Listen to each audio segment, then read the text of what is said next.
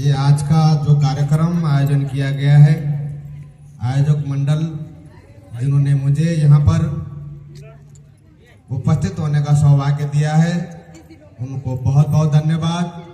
साथ ही शक्ति स्वरूपा हमारी सारी माताएं, हमारे भाई बंधु जो भी यहाँ पर विराजमान है, उन सभी को हृदय से नमस्कार, धन्यवाद, आभार।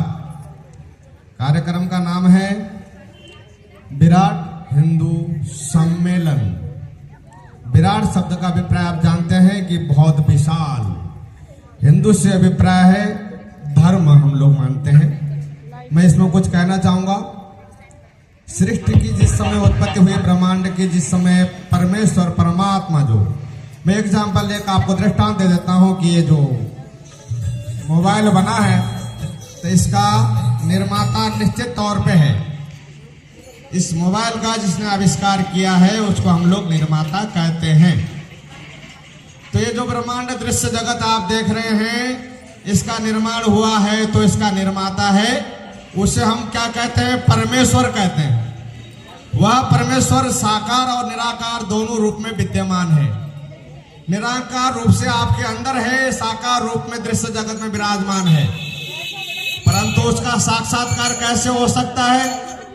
आपको छोटी सी कोई डिग्री हासिल करने के लिए 12 साल पढ़ाई करना पड़ता है, तब जाके आप डॉक्टर इंजीनियर कहलाने योग्य होते हैं और लोग आपको हटकर सम्मान करते हैं। आइए आइए डॉक्टर साहब, आइए आइए प्रोफेसर साहब, आइए आइए इंजीनियर साहब। क्योंकि आपको उपाधि पाने के लिए कोई परिश्रम करना पड़ा, समय का परित्याग करना पड़ा, मेहनत करना पड़ा।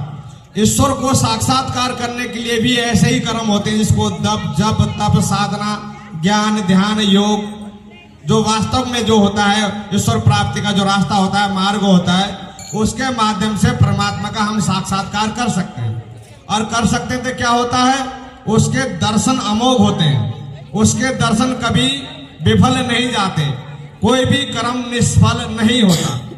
वह परमात्मा जिसने जगत सृष्टि की रचना की थी, मनुष्य जीव जंतु पशु पक्षी स्त्री पुरुष सबकी रचना करने के बाद जीवन जीने की जो शैली बनाई गई थी, जैसे भारत का संविधान है, भारत के संविधान के खिलाफ विरुद्ध कोई कार्य करता है तो दंड का भागी होता है, आप और हम जानते हैं।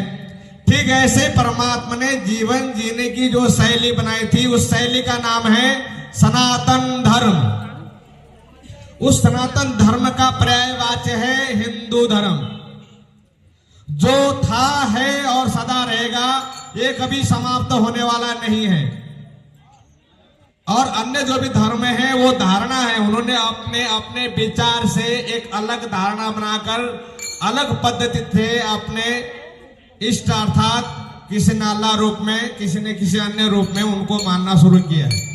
और हमारी धर्म की जो खूबसूरती है कि अगर सूरज ने हमें ताप दिया है तो उसको अर्घ्य देने का हमारे यहाँ बना हुआ है। कोई हमारे लिए उपकार करता है तो उसके प्रति उद्गार, प्रति उपकार, उसके प्रति सम्मान देना हमारे धर्म सिखाता है। माता पिता का पैर छूना, धरती माता को प्रणाम करना, वरुण देवता जल स्वरूप, किसी भी पूजा पाठ में वरुण की पूजा होती है। जो जल हमारा जीवन है उसकी पूजा, वायु की पूजा, 33 कोटि देवी देवताओं का अपना अलग अलग कार्य है। उन सबको हम सब जीवों के कल्याण के लिए देवता लोग कार्य करते हैं, उसके प्रति उपकार में उनको हम लोग पूजा अर्चना उपासना किया करते हैं।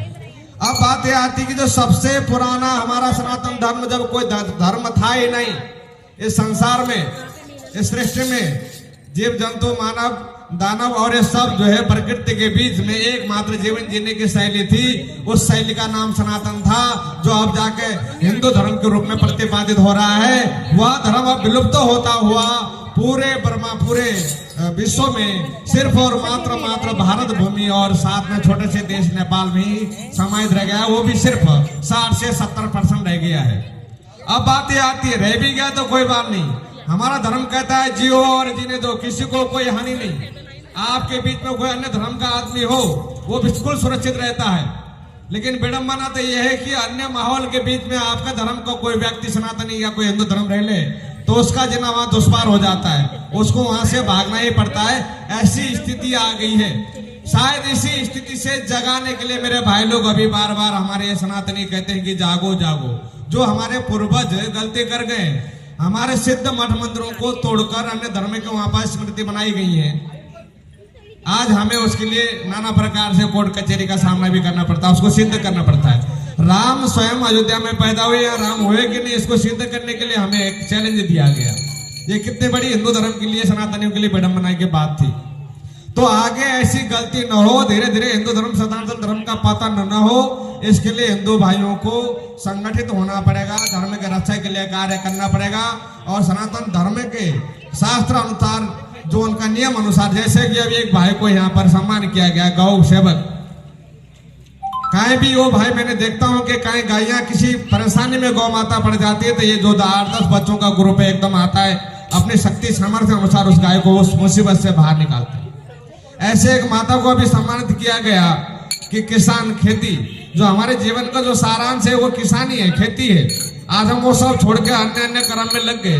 एक दिन ऐसा भी आने वाला है कि अगर अन्न पर उत्पन्न न हो धरती में तो हम लोग को भूखा मरने की नौबत आने वाली है। ऐसा समय बहुत नजदीक है, अकाल पड़ जाए और अन्न की उत्पत्ति न हो, उपार्जन न हो और 1 किलो चावल 500 रुपए किलो मिलने लगे तो हम लोगों को भूखे मरने की नौबत नहीं आएगी। उस समय ना हम धन खा पाएंगे, ना मान खा पाएंगे, ना पैसा खा पाएंगे, ना सोना खा पाएंगे।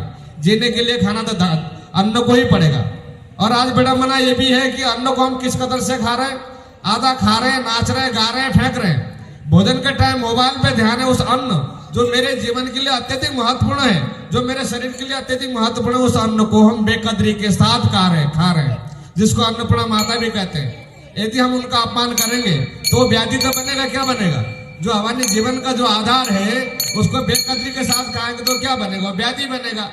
पहले और अब में कितना अंतर है। पहले लोग कितने स्वस्थ रहते थे, आज बच्चा बच्चा बीमार है, हम सब बीमार हैं, बीमारी पैदा हो रहे।